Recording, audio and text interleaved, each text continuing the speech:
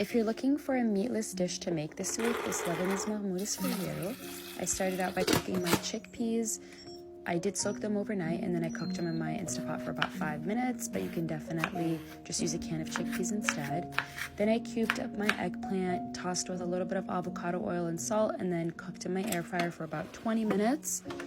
Then I diced up my onion and some tomatoes, and I crushed about 6 cloves of garlic.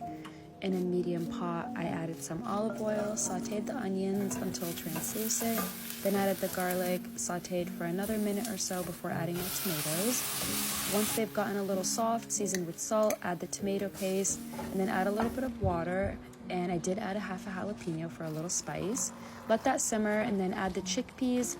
Let that simmer for about 10 minutes. I seasoned with a little bit of black pepper.